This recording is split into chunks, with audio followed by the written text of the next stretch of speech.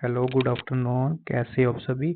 I hope आप सब ठीक से होंगे। हमने unit second western political thought complete कर चुके हैं। अगर आप में से किसी ने वो लेक्चर नहीं देखे हैं तो आप वो हमारे लेक्चर देख सकते हैं। लेक्चर जो होंगे वो यूट्यूब की सेपरेट प्लेलिस्ट बनाई हुई है, वहाँ पे आप देख सकते हैं। 1 बाय 1 लेक्चर हमने सिलेबस वाइज डाल दिए हैं, तो आप वो देख सकते हैं। आज जो हमारा टॉपिक है कॉम्पिटिटिव पॉलिटिक्स है, यूनिट 4 से हम आज स्टार्ट करेंगे। आप सब ने बोला कि था कल कि कॉम्पिटिटिव पॉलिटिक्स हमारा वीकनेस सब्जेक्ट है, तो आप हमें इस पर अच्छे से करें। तो आज जो हमारा होगा लेक्चर होगा वो बेसिक्स होगा, जिसमें हम कॉम्पिटिटिव पॉलिटिक्स के जो नेचर हैं, कॉम्पिटिटिव पॉलिटिक्स के जो स्कोप हैं, कॉम्पिटिटिव पॉलिटिक्स के जो थिंकर्स हैं, कॉम्पिटिटिव पॉलिटिक्स की जो कोटेशन है, हम उसको आज अच्छे से पढ़ेंगे। ठीक है, सो लेट्स स्टार्ट। सबसे पहले हमारा ये रहता है कॉम्पिटिटिव पॉलिटिक्स क्या है, कॉम्पिटिटिव पॉलिटिक्स क्यों जरूरी है।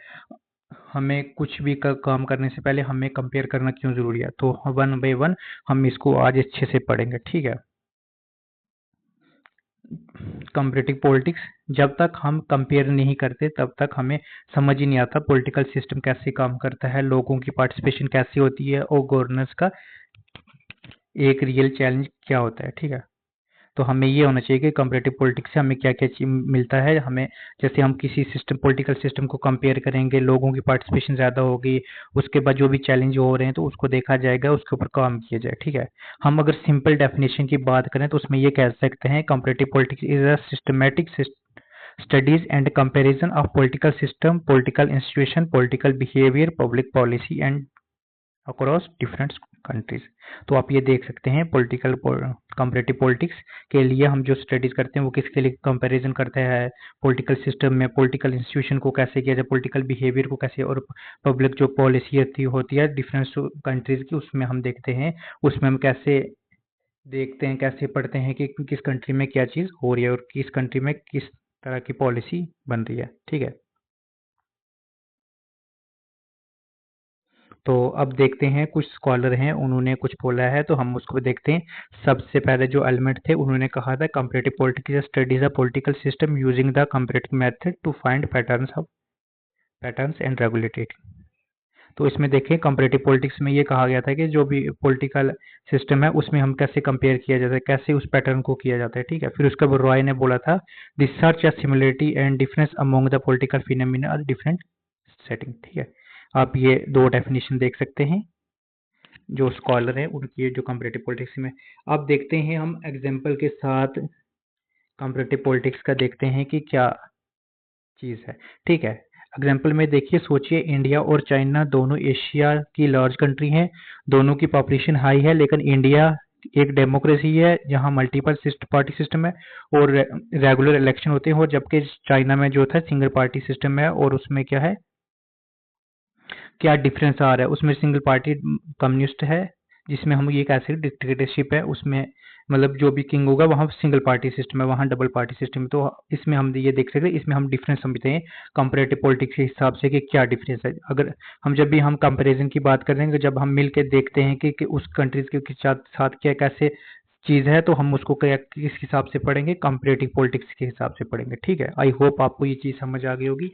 कंपेरेटिव पॉलिटिक्स होता है कि किसी के बारे में देख के बात करना, उसके ऊपर डिफरेंस देखना कि क्या चीज़ है, कंपेयर करके देखना कि उस कंट्रीज में क्या चीज़ हो रही है, इंडिया में देख के, चाइना में देख के, या किसी और कंट्रीज को देखे उसकी पॉलिसी कैसी अपलिफ्ट हो रही है, उसकी पॉलिसी में क्या चीज़ आ रही है, एक कंट्री कैसे ग्रो कर रही है, तो उसमें हम क्या करें, कंपेयर करते हैं। तो उससे उसके लिए हमें कंपेरेटिव पॉलिटिक्स जो है यूनिट 4 वो यूजीसी नेट के लिए इंपॉर्टेंट किया गया था, और पॉलिटिकल साइंस के लिए जो है ये बहुत ज़रूरी है, मोस्ट इंपॉर्टेंट है। ठीक है, आई होप आपको ये चीज़ समझ आ गई होगी। नेक्स्ट हम अगर कोटेशन की बात करें, कंपेरेटिव पॉलिटिक्स की बात करें, तो comparison is the beginning of all political wisdom's, ये कौन कह रहे, स्टोरी कह रहे थे। हर थिंकर्स ने अपने हिसाब से बोला, हम वन बाई देखेंगे। कंपेरेटिव पॉलिटिक्स को जो कंपैरिजन की बात की थी कि ये एक बिगिनिंग स्टेप है, एक फर्स्ट स्टेप है जिससे क्या हो गए, पॉलिटिकल विजडम को देखा जाए। ठीक है, अगर स्टोरी का कंसेप्ट की बात की जाए तो उन्होंने ये कहा गया था कंपेरेटिव पॉलिटिक्स, जो उनकी जो concept miss information comparative politics थी, 1970 में नाम का एक सेमिनार आर्टिकल लिखा था जिसमें उन्होंने वार्न किया था, अगर कंसेप्ट को केयरलेस तरीके से कंपेयर किया जाए तो रिसर्च मिसलीडिंग हो सकती है। ये बात आज भी वैलिड है। उन्होंने एक जो कंसेप्ट था, एक सेमिनार उन्होंने किया था जिसका नाम था concept misinformation, sorry, concept formations in comparative politics, ठीक है। तो ये उनका एक सेमिनार आर्टिकल था, उसमें उन्होंने कहा था कि जो भी मतलब जो भी हम काम कर रहे हैं केयरलेस के हिसाब से काम कर रहे हैं, कि कंपेयर कर रहे हैं, तो वो चीज़ क्या होगी, हमें जो भी मिसलीडिंग होगी, जो भी हम रिसर्च कर रहे हैं, जिस टॉपिक के ऊपर हम काम कर रहे हैं वो मिसलीडिंग होगी, तो उससे क्या होगा, ये चीज़ आज भी वैलिड है, ठीक है। मतलब ये कह रहे हैं कि अगर हम कोई स्टडीज कर रहे हैं, हम उसमें केयरलेस है अच्छे से काम नहीं कर रहे, हम उसको देख के नहीं कर रहे हैं, उसके उसकी वजह से क्या हो जाएगा, जो भी हमारा आगे रिजल्ट आएगा वो क्या होगा, मिसलीडिंग होगा, जिससे रिसर्च जो होगी वो सही नहीं होगी, ठीक है। और ये आज के टाइम भी ये चीज़ सही है, ठीक है। तो हम अब देखते हैं कि बुक टू रिकमेंड, जो बुक्स रिकमेंड की थी वो कौन कौन सी थी book. Comparative politic, rational culture and structure by Mark Lichbach and Alan Zuckerman. ये तीन थ्री मेजर पैडिग में तो कंपेयर करते हैं रेशनल चॉइस, कल्चर और स्ट्रक्चर अप्रोच के हिसाब से, ठीक है। अब हम देखते हैं कंपैरेटिव पॉलिटिक्स का एवोल्यूशन कब हुआ, कंपैरेटिव पॉलिटिक्स बनी कब थी, ठीक है। सबसे पहले हमें ये पता होना चाहिए कि एंशिएंट में क्या हुआ था, मेडिवल में क्या हुआ था, मॉडर्न में क्या हुआ था, और आज के टाइम पे कंपैरेटिव पॉलिटिक्स कैसे कंपेयर की जाती है। क्योंकि हम कंपैरेटिव पॉलिटिक्स पढ़ रहे हैं तो हमें ये चीज़ पता होनी चाहिए कि कहाँ से स्टार्ट हुई और कहाँ से क्या चीज़, किस थिंकर ने क्या चीज़ बोली है, और कैसे उसको मतलब आगे लिफ्ट किया जाए, और आज के टाइम पे ये चीज़ वैलिड है या नहीं हो रही, और इंसेंट के टाइम पे किस थिंकर ने किस हिसाब से बोला गया, तो आज के टाइम में वो चीज़ वैलिड है या नहीं है, ठीक है। पहले हम अगर एंशिएंट की बात करें तो आपको पता ही है कि प्लाटो जो हैं वो, उन्होंने क्या कहा था कि वो फादर ऑफ पॉलिटिकल साइंस है, फादर ऑफ कंपैरेटिव पॉलिटिक्स है। तो उन्होंने जो सिटी स्टेट थी उसके कंपेयर करके एक मिक्स्ड गवर्नमेंट सबसे मतलब मिक्स्ड गवर्नमेंट के बारे में बताया था कि स्टेबल होती है। उन्होंने ये बोला था कि जो गवर्नमेंट होनी वो मिक्स होनी चाहिए, ठीक है। हम आगे इनका पढ़ेंगे, जो उन्होंने 158 कॉन्स्टिट्यूशन पढ़े थे उसको हम आगे डिटेल में पढ़ेंगे। हम अभी सिंपली बता रहे हैं कि एंशिएंट में उन्होंने क्या बात की। एंशिएंट में उन्होंने ये बात कही थी कि अरिस्टोटल ने सिटी स्टेट को कंपेयर करके बताया था कि मिक्स्ड गवर्नमेंट सबसे ज़्यादा स्टेबल होती है। अगर हम मेडिवल की बात करें, मेडिवल में ये कह रहे थे कि पॉलिटिकल कंपेरिजन डिक्लेरेंस हुआ ड्यू टू रिलीजन डोमिनेंस, ठीक है। पॉलिटिकल कंपैरिजन इसलिए कम हुआ था किसकी वजह से, रिलीजन का डोमिनेंस ज़्यादा हो रहा था, ठीक है।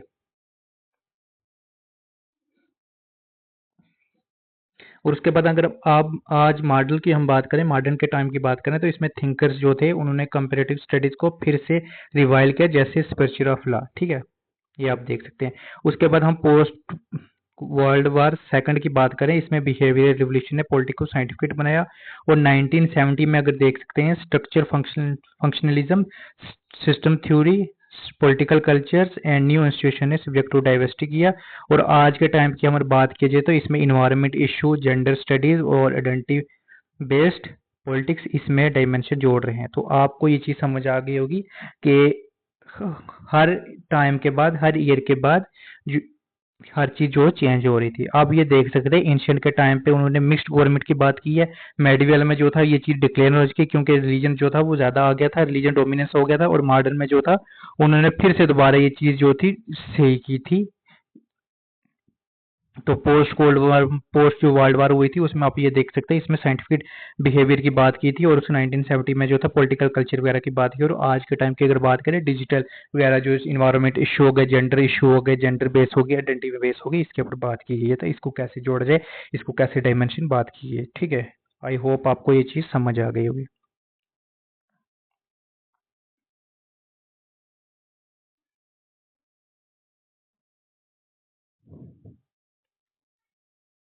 आप ये देख सकते हैं मॉडर्न फेज में, आप देख सकते हैं क्या चीज़ है, comparative politics no including transaction state, global south politics, inter security, gender, caste, class, race. हमने ऊपर ऑलरेडी इसको अच्छे से पढ़ लिया है। तो इसमें इन्वायरमेंट पॉलिटिक्स की बात की है। और अगर आज के टाइम में मॉडर्न थिंकर की बात करें, वो किस पे फोकस कर रहे हैं, focus on democratic backsliding, उसके बाद हो डेमोक्रेटिक डाइज, और उसका democratic dies only the at the barrier guns but also the hand of electric leaders.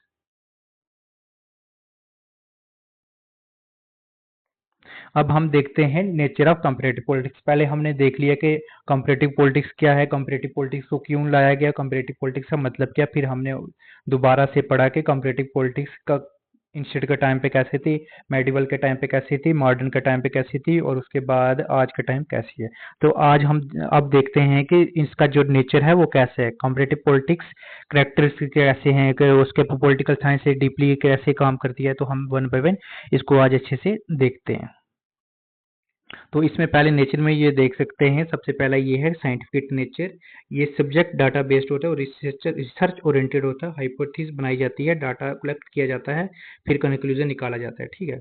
Scientific हो गया कि एक सिस्टमैटिक वे में चीज़ किया जाए। ठीक है। जैसे हम रिसर्च करते हैं, सिनॉप्सिस वगैरह प्रिपेयर करते हैं, तो उसको भी एक सिस्टमैटिक के थ्रू किया जाता है। फिर उसके बाद सेकंड जो है एनालिटिक के थ्रू किया जाता है, जिसमें हमें देखा जाता है क्या हो रहा है, कैसे हो रहा है, क्यों हो रहा है। तो उसको हम ये चीज़ बात करते हैं। इंटरडिसिप्लिनरी हो गया कि डिफरेंट फील्ड की तरफ, जैसे सोशियोलॉजी हो गया, इकोनॉमिक्स हो गया, फिजियोलॉजी हो गया, एंथ्रोपोलॉजी हो गया, इसको कंपेयर किया जाता है कि पॉलिटिक्स के साथ कैसे किया जाता है, मतलब ये मिलजुल के काम करते हैं। उसके बाद डायनेमिक में हम ये देख सकते हैं, ये सब्जेक्ट स्टैटिक नहीं होता, हर नए ग्लोबल चैलेंज के ऊपर बात करता है, जिसमें जैसे क्लाइमेट चेंज आ गया, माइग्रेशन आ गया, एआई हो गया, उस गवर्नेंस एक्सेट्रा। ठीक है। तो इसमें ये एक डायनेमिक बात है, ये हर नई चीज के ऊपर बात करेगा, जो चीज आज के टाइम पे वैलिड हो रही है उसको कंपेयर किया जाएगा डिफरेंट सोसाइटी, डिफरेंट कंट्री के साथ। ठीक है। उसके बाद हम देख बात करें तो लास्ट है जो, उसमें हम ये देखते हैं वैल्यू न्यूट्रल अप्रोच। इसमें ये पोस्ट बिहेवियर की बात करें, जिसमें स्कॉलर की पर्सनल वैल्यूज घटाकर ऑब्जेक्टिव तरीके से स्टडी किया जाता है। ठीक है। आई होप ये आपको चीज समझ आ रही होगी।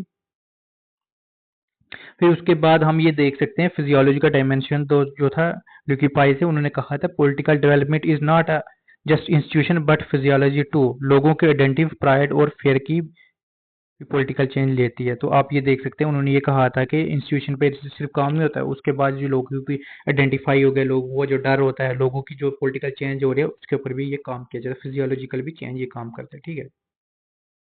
अगर हम फैक्ट्स की बात करें, फैक्ट्स में ये कहा जाता है पॉलिटिकल बिहेवियर स्टडीज में अब इमोशनल, होप, एंगर, फेयर को भी इसको वेरिएबल यूज किया जाता है, specially in protest studies like George फ्लोइड protest in USA.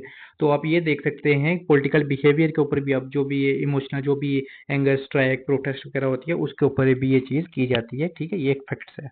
तो आप ये देख सकते हैं। अगर हम अब स्कोप की बात करें, स्कोप के ऊपर कि इसके ऊपर क्या काम किया जाता है, कैसे किया जाता है, तो स्कोप में ये कैसे थे, पॉलिटिकल कंपैरेटिव पॉलिटिक्स का स्कोप काफ़ी वाइड है। ये सिर्फ गवर्नमेंट का कंपैरिजन नहीं करता, बल्कि सोसाइटी और सिटीजन बिहेवियर तक जाता है। ठीक है। आपको ये चीज़ समझ आ गई होगी कि वो ये कह रहे हैं कि कंपैरेटिव पॉलिटिक्स का जो स्कोप है वो सिर्फ गवर्नमेंट के ऊपर नहीं जाता, आज के टाइम पे वो society, political culture, political behaviour, citizen behaviour तक भी जाता है। ठीक है। तो सबसे पहले हम ये देख सकते हैं पॉलिटिकल सिस्टम। पॉलिटिकल सिस्टम में ये देखा जाता है कि जो कंट्री है वो कैसी है, डेमोक्रेसी है, मिलिट्री रूल्स है, फिर डिक्टेटरशिप है, कैसी है, मोनार्की है। तो आप ये देख सकते हैं पॉलिटिकल इंस्टीट्यूशन में हम देख सकते हैं कि मतलब कौन सी इंस्टीट्यूशन है, जैसे लेजिस्लेटिव है, एग्जीक्यूटिव, जुडिशरी है, इनका कंपेरेटिव पॉलिटिक्स में किया जाता है, कंपेयर किया जाता है डिफरेंट कंट्रीज के साथ। जैसे इंडिया का देखा जाए तो देखा जाता है कि अमेरिका के साथ कैसी, मतलब कैसी उसके बाद लेजिस्लेटिव असेंबली है, एग्जीक्यूटिव है, कनाडा, मतलब डिफरेंट कंट्रीज के साथ कंपेयर किया जाता है। फिर उसके बाद पॉलिटिकल कल्चर की हम बात करें, पॉलिटिकल कल्चर में ये देखा जाता है कि लोगों का क्या बिलीफ है, लोगों की वैल्यूज क्या है, लोगों का एटीट्यूड कैसे समझा जा रहा है, सीवर सेंस, आइडियोलॉजी, ट्रस्ट के इंस्टीट्यूशन। ठीक है। स्कोप होता है कि उसके ऊपर कैसे काम किया जाता है, उसके ऊपर जो गवर्नमेंट है उसके ऊपर कैसे बढ़ चढ़ के काम किया जाता है, सोसाइटी को कैसे अपलिफ्ट किया जाता है, सोसाइटी से ऊपर कैसे ठीक किया जाता है। ठीक है। अगर हम यूनिक केस एग्जांपल की बात करें तो उसमें आप ये देख सकते हैं पॉलिटिकल कल्चर्स, जैसे स्वीडन, नॉर्वे का हाई सिविल कल्चर का एग्जांपल दिया जाता है, जहां ट्रस्ट, गवर्नमेंट और सिटीजन एंगेजमेंट बहुत हाई है। ठीक है।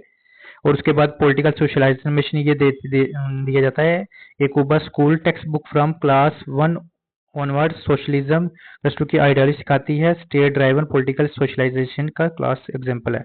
अगर हम केरला की बात करें तो केरला में ये था कि एक ऐसा comparative health reform success with in federal country. तो आप ये देख सकते हैं, इन्होंने कुछ कंट्रीज का बोला गया है कि उन्होंने कहा गया है कि ट्रस्ट गवर्नमेंट के ऊपर एंगेज किया जाता है, गवर्नमेंट कैसे उसके ऊपर कंपेयर की जाती है। जैसे फर्स्ट क्लास के, जैसे क्यूबा जो कंट्री है उसके में बोला गया है कि सोशलिज्म के ऊपर बात किया, सोशलिज्म आइडियोलॉजी को कैसे किया जाता है, ठीक है। तो अगर इसमें बात करें पॉलिटिकल सोशलाइजेशन की बात होती है कि फैमिली को कैसे सोशलाइज किया जाए, फैमिली को कैसे किया जाए, उनका रोल क्या है फैमिली का, एजुकेशन का, मीडिया का, ग्रुप का, कि कैसे एक पॉलिटिकल व्यू को किया जाता है, पॉलिटिकल पार्टिसिपेशन ज़्यादा हो जाती है, पब्लिक पॉलिसी का किया जाता है। कंपैरेटिव पॉलिटिक्स इस चीज़ से हो जाता है कि हम कैसे एक दूसरे को इन्फ्लुएंस करें, कैसे एक दूसरे को मतलब आगे करें, कैसे एक दूसरे को हम सिखाएं, कैसे एक दूसरे को कंट्री के लिए बेनिफिट बनाएं, ठीक है। या कैसे हम एक अच्छा काम करें जिससे हमारी कंट्रीज का बेनिफिट हो, जिससे जीडीपी इंक्रीज हो, हर चीज जो है इंक्रीज हो, ठीक है। उसके बाद कॉम्परेटिव कॉन्स्टिट्यूशन की बात किया जिसमें फंडामेंटल राइट आ गए, ड्यूटी आ गई, फेडरल आ गए, तो ये चीज़ आ गई। पॉलिटिकल इकोनॉमी में हो गया कि रिलेशन कैसे देखना है, कैपिटलिज्म सोशलिज्म इम्पैक्ट जो ग्लोबलाइजेशन के ऊपर है वो कैसे करना है, ठीक है। आई होप आपको ये चीज़ समझ आ गई होगी। हमने कि नेचर और स्कोप भी पढ़ लिया कि नेचर क्या है, स्कोप क्या है। अब आप देखते हैं कंपैरेटिव पॉलिटिक्स के जो कंट्रीब्यूशन देखते हैं कंपैरेटिव पॉलिटिक्स को क्रोनोलॉजी ऑर्डर में बेस पे करते हैं। पहले कैसे कौन क्या आया था, उसने किसके बारे में बोला गया था, वो चीज़ देखते हैं। पहले हमें प्लाटो का ये पता होना चाहिए कि प्लाटो की जो बुक थी पॉलिटिक्स की उसमें उन्होंने 158 जो सिटी स्टेट का कंपैरिजन किया था, उन्होंने मिक्स गवर्नमेंट का बेस्ट बताया था। उन्होंने 158 कॉन्स्टिट्यूशन को पढ़ के उसके बाद उन्होंने बताया था कि मिक्स्ड गवर्नमेंट जो है वो बेस्ट होती है। तो उनका जो कोटेशन था, man is by nature a political animal, ठीक है। और उसके बाद नेक्स्ट थिंकर जो थे तो उन्होंने ये स्पेक्चर ऑफ लॉ के बारे में बात की थी, जिसमें क्लाइमेट, जियोग्राफी और सेपरेशन ऑफ पावर्स के बेसिस पर पॉलिटिकल सिस्टम का एनालिसिस किया था, जिसमें टायरेंसी से बचने के लिए पावर सेपरेशन जरूरी है, ठीक है। उसके बाद एलेक्सिस की अगर हम बात करें तो उसमें ये देख सकते हैं डेमोक्रेसी इन अमेरिका की बात 1835 की। उसमें यूएस डेमोक्रेसी का डेप्थ स्टडीज किया था, जिसमें लोकल गवर्नमेंट और सिविल गवर्नमेंट की इंपॉर्टेंट बताई थी, ठीक है। हम कुछ थिंकर्स हैं उसके बारे में देख रहे हैं। तो जैसे कंपैरेटिव पॉलिटिक्स के ऊपर उन्होंने क्या बात की थी, जैसे डेविड रिस्टिन की जो फेमस थ्योरी है, कौन सी है, सिस्टम थ्योरी, जिसमें इनपुट आउटपुट की बात करता है, फीडबैक की बात करता है, पॉलिसी की बात करता है, कैसे एक मतलब किया जाता है, इन्वायरमेंट बनाया जाता है, ठीक है। उसने पॉलिटिकल्स में उसने ये बोला था कि पॉलिटिकल सिस्टम को एक मशीन के जैसे एक्सप्लेन किया था, जिसमें इनपुट डिमांड, आउटपुट पॉलिसी और फीडबैक पब्लिक रिस्पॉन्सिबल था। फिर उसी के बाद अगर सिडनी वर्बर की बात करें तो उसमें ये कहा गया था, जो उनकी बुक्स है द सिविल कल्चर 1963, जिसमें उन्होंने 3 टाइप की पॉलिटिकल कल्चर बताया था, जिसमें पॉलिटिकल सब्जेक्ट पार्टिसिपेशन, उसमें ये कहा गया था जो पॉलिटिकल में उसमें ट्राइबल सोसाइटी को कैसे किया जाए, सब्जेक्ट में ये कहा गया था कि रूल एक्सेप्ट होना चाहिए, पैसिव होना चाहिए, और उसके बाद पार्टिसिपेशन एक्टिव रोल्स होना चाहिए, जैसे एक्टिव काम होना चाहिए, जिसमें यूके और यूएसए था। उसके बाद हार्वर्ड स्पेंसर था, उसमें आप ये देखते हैं उसमें एडमिनिस्ट्रेशन बिहेवियर की बात की थी, डिसीजन मेकिंग की बात की थी कि कैसे हम उस चीज़ पे फोकस करेंगे, ठीक है।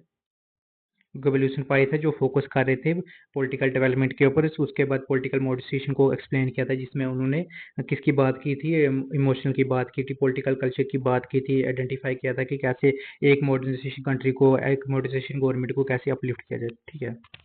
जैसे ये देखें, ये कुछ थिंकर्स जो हैं वो आपको पब्लिक एडमिनिस्ट्रेशन में भी मिलेंगे, पॉलिटिकल साइंस में भी मिलेंगे, सॉरी वेस्टर्न पॉलिटिकल थॉट में भी मिलेंगे, और उसके बाद कंपैरेटिव पॉलिटिक्स में भी मिलेंगे, आईआर में भी मिलेंगे। अगर आपको इनका किसी भी जगह अगर आपने अच्छे से पढ़ लिया, वेस्टर्न पॉलिटिकल थॉट में पढ़ लिया, आईआर में पढ़ लिया, कंपैरेटिव पॉलिटिक्स में पढ़ लिया, पब्लिक एडमिनिस्ट्रेशन में पढ़ लिया, तो आपको आगे पढ़ने की मतलब टेंशन नहीं होगी, आपको इनका कंसेप्ट पता चल जाएगा। तो आप इनके कंसेप्ट की तरफ ज़्यादा जाने की कोशिश करें। आज तो बेसिक क्लास है, आज तो सिर्फ हम कंपैरेटिव पॉलिटिक्स का पढ़ रहे हैं कि बेसिक क्लास में हम देखते हैं। उसके बाद जब हम नेक्स्ट क्लास देखेंगे तो उसके बाद हम अप्रोचेज वगैरह करेंगे, तो हर थिंकर्स को अच्छे से एक्सप्लेन करेंगे। तो आप टेंशन लेने की ज़रूरत नहीं है। अगर अभी तक आप क्लासेस वगैरह देख रहे हैं अच्छे से, तो आप अभी इस क्लास को लाइक कर दें और एक अच्छा सा कमेंट कर दें जैसे आपको क्लास कैसी लग रही है, ठीक है। तो उसके बाद हम कार्ल मार्क्स की बात करें तो उन्होंने 10 कैपिटल जो क्लास स्ट्रगल की पॉलिटिकल इकोनॉमी की बात की थी, जिसमें कंपैरेटिव पॉलिटिक्स में मैन इकोनॉमिक एनालिसिस की बात की थी, ठीक ठीक है। कार्ल मार्क्स का आप ये भी देख सकते हैं, उन्होंने हर मतलब उसके ऊपर कहा कि उनका यही काम था, कैपिटलिस्ट और उसके सोशलिस्ट के ऊपर बात की थी, जैसे प्रोलेटरिएट और बुर्जुआ के ऊपर बात की थी, कि उन्होंने कहा था कि वर्कर और जो ओनर की क्लास है उसके ऊपर बात की थी, ठीक है।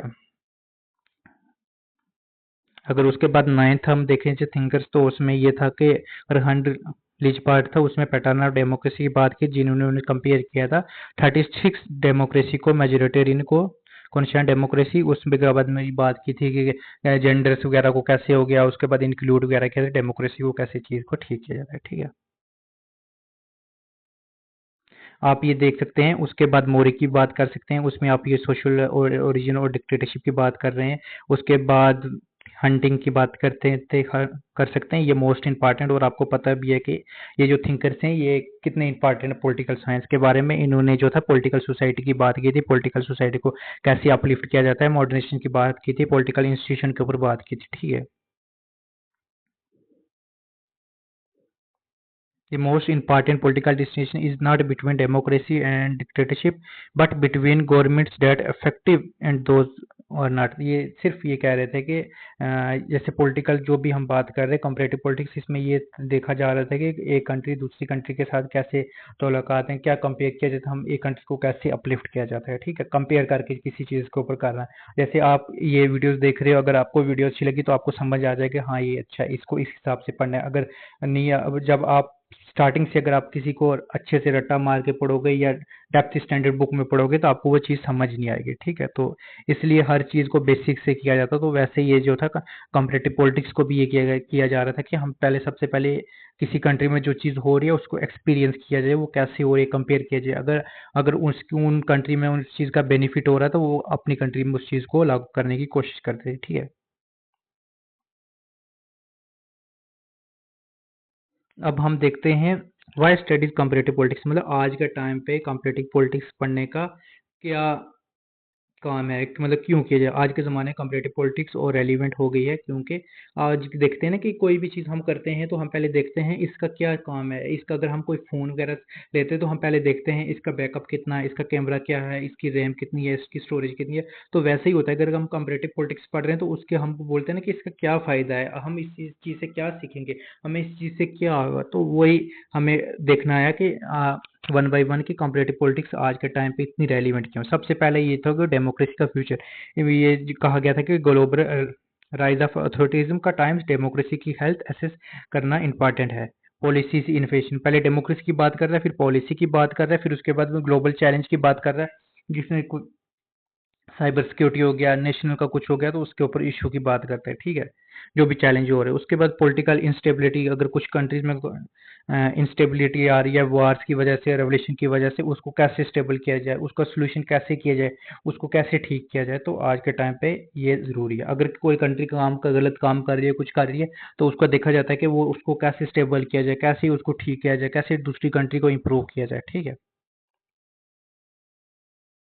अगर हम इंस्टीट्यूशन और न्यू इंस्टीट्यूशन की बात करें तो उसमें ये देख सकते हैं इंस्टीट्यूशन जो था कि ओल्ड था, जिसमें हम फॉर्मल रूल्स की बात करते हैं, सिंपल जी गवर्नमेंट वगैरह की, जिसमें मतलब हो गया गवर्नमेंट पीपल्स की बात करते हैं, तो इसमें नॉर्मली जो था कि फॉर्मल तरह की बात कीजिए।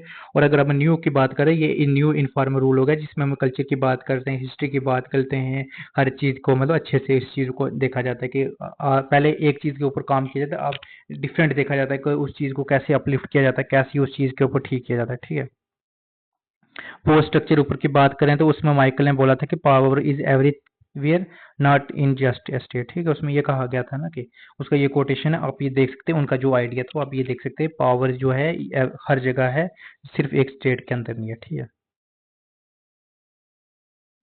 अगर हम उसके बाद डेविड ईस्टर्न की बात करें तो उसमें जो था इकोलॉजिज्म अप्रोच की बात करें, ये भी आप देख सकते हैं, ये भी आपको पब्लिक एडमिनिस्ट्रेशन में मिल जाएगा। ठीक है, इसमें इन्होंने इकोनॉमी की बात की थी, इकोलॉजी की बात की, सोसाइटी की बात की थी, उसके बाद शेप की बात की थी, पॉलिटिक्स की बात की थी, जिसमें ये कहा गया था एक फेमस जो है अरब स्प्रिंग, आपको पता भी होगा, इसके ऊपर जो भी डिक्टेटरशिप को चैलेंज किया था उसमें डेमोक्रेसी को आई थी, लेकिन उसके बाद जो सीरिया वार हुई थी, कंपैरेटिव पॉलिटिक्स को कैसे उसके ऊपर जवाब देता है, तो वो उस चीज़ के ऊपर बात कर रहे हैं। ठीक है, उसके बाद हम कुछ एक एक्स्ट्रा देखते हैं जिसमें हम इमोशनल की बात करते हैं। वाई एक्स्ट्रा स्पार्क जो थे emotional connect line for student, जब हम दूसरे देशों की पॉलिटिक्स सिस्टम को समझते हैं तो हम अपने सिस्टम की स्ट्रेंथ और वीकनेस को डीपली अप्रिशिएट कर पाते हैं। ठीक है, अगर हम कोई चीज़ देखते हैं, जैसे कोई बच्चा काम कर रहा है, मैंने आपको पहले ऊपर बोल दिया था कि जब भी कोई बच्चा काम पढ़ रहा है, जैसे कोई पढ़ रहा है, जैसे अभी आप जेआरएफ की तैयारी कर रहे हैं, नेट की तैयारी कर रहे हैं या किसी और एग्जाम की तैयारी कर रहे हैं, तो आप इसका फीडबैक देखते हैं कि अगर हम ये एग्जाम करेंगे, इससे पहले किसी ने किया तो उसको अब बेनिफिट हुआ या नहीं हुआ। अगर जब हमें अच्छे रिजल्ट दिखते हैं तो हम भी सोचते हैं हम भी इस चीज़ को कर लेते हैं। तो वैसे ही ये बोल रहे थे कि पॉलिटिकल सिस्टम को भी समझना पड़ता है कि स्ट्रेंथ क्या है और वीकनेस क्या है, इसको कैसे अप्रिशिएट किया, कैसे ठीक किया जाता है। ठीक है, अगर हम केस स्टडीज की बात करें कुछ, तो उसमें ये कहा जाता था कि भूटान एक ऐसी कंट्री है जिसमें जीडीपी मॉडल से बजाय उसको वैल्यूज गवर्नमेंट कंपैरिजन किया जाता है, उसको हैप्पीनेस इंडेक्स की बात ज़्यादा की जाती है। ठीक है, जैसे भूटान ग्रोथ में national growth, Bhutan gross national happiness index versus GDP model एक case value based governance comparison, इसमें ये कहा गया था, फिनलैंड की बात अगर करें थे एजुकेशन की, तो उसमें ये कहा गया था कंपेयर करते Indian policy with no exam I trust model. ठीक है, अगर हम इसके नमूने की बात करें तो जो हमने अभी ऊपर थिंकर्स पढ़े हैं तो आप ये देख सकते हैं का हमने अरिस्टोटल की बात की है, उसके बाद ये टोकी टोकीला की, फिर एस्टेंस की, एलमोंड की, साइमन की, हर्बर्ट वर्बा की, एलोकपाई की, कार्ल मार्क्स की, आप ये चीज़ देख सकते हैं। ठीक है, ये सिर्फ बेसिक क्लास है, इसमें सिर्फ आपको मैं ये बता रहा हूँ कि कंपैरेटिव पॉलिटिक्स में क्या चीज़ होती है, हम किस थिंकर ने क्या चीज़ बोली है, तो आपको ये चीज़, आई होप ये चीज़ समझ आ गई होगी। तो उसके लिए आप शॉर्ट ट्रिक्स भी वगैरह देख सकते हैं, इसमें all my teacher educate almost weight honest lesson kindly, एक मैंने इमेज कर दी है, आप ये भी देख सकते हैं, जो हमने ऊपर पढ़ा है उसका ये क्रैक्स है। ठीक है, इसमें मैंने अच्छे से किया है, अगर आपको पीडीएफ चाहिए तो आप मुझे कमेंट सेक्शन में बता सकते हैं।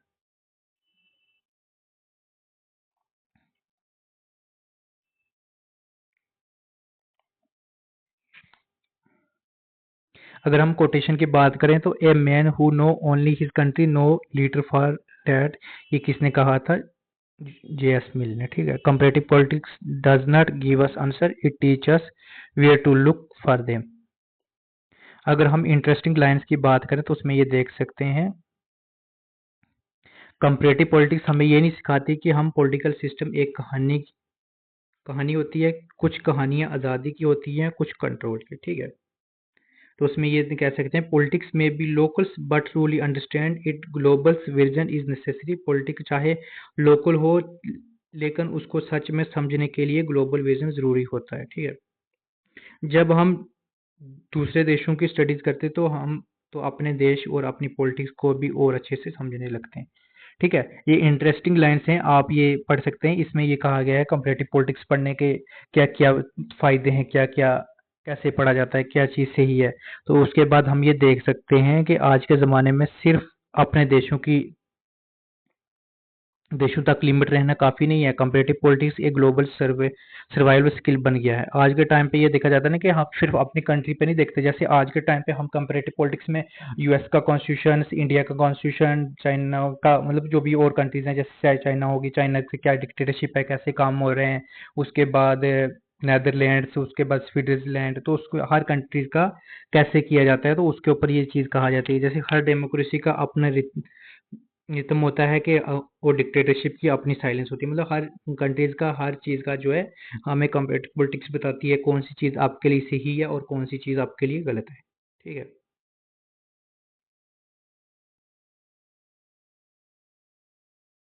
जैसे हमने ऊपर बात कर दी थी, भूटान अपनी प्रोग्रेस को जीडीपी से नहीं बल्कि अपनी हैप्पीनेस से मेजर करता है, दुनिया का पहला और अकेला देश। ठीक है, ये आप देख सकते हैं, भूटान जो है सिर्फ हैप्पीनेस के ऊपर बात करता है, मेजर करता है, ना कि जीडीपी ऊपर, और ये एक पहला देश है जो इसके ऊपर बात करता है। स्विट्जरलैंड की अगर बात करें जाए, वहाँ पे डायरेक्ट डेमोक्रेसी है, क्योंकि वहाँ पे जो है सिटीजन वोट डायरेक्टली करते हैं नेशनल लॉ के ऊपर, क्योंकि वहाँ जो पॉपुलेशन है, डायरेक्ट डेमोक्रेसी आपको पता है, जहाँ पे पॉपुलेशन कम होती है वहाँ पे ये चीज़ होती है। चाइना का पार्लियामेंट, नेशनल पीपल कांग्रेस के पास 3,000 से ज़्यादा मेंबर हैं, दुनिया की सबसे बड़ी लेजिस्लेटिव असेंबली। ठीक है, चाइना एक ऐसी कंट्री है जिसके पास 3,000 से ज़्यादा मेंबर्स हैं जो लेजिस्लेटिव असेंबली में काम करते हैं। ठीक है, तो आप ये देख सकते हैं, मैंने मोर इंटरेस्टिंग फैक्ट्स डाले हैं, आप ये अच्छे से अपने हिसाब से इसको वीडियोस को बंद करके तो पढ़ सकते हैं।